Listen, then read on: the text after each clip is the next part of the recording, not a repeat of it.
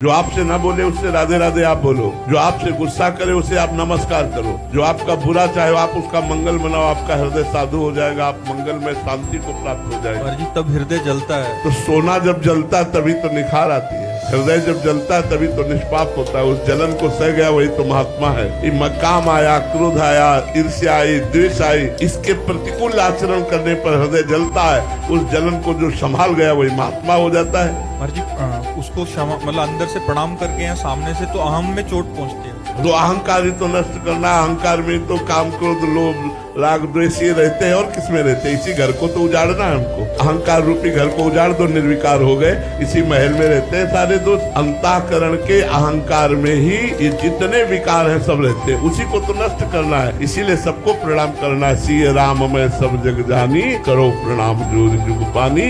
तभी आप निरहंकार होगे, तभी आप महान बनोगे, तभी आप हृदय में आनंदित होगे।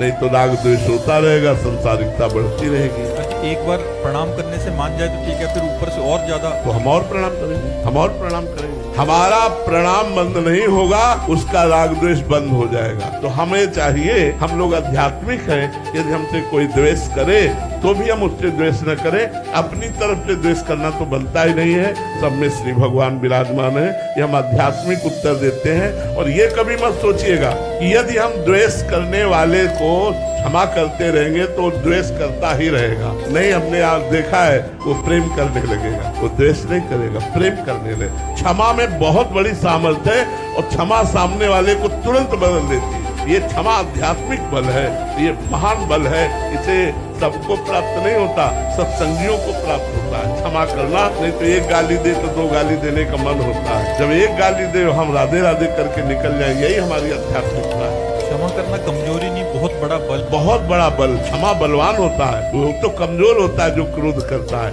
क्षमा बलवान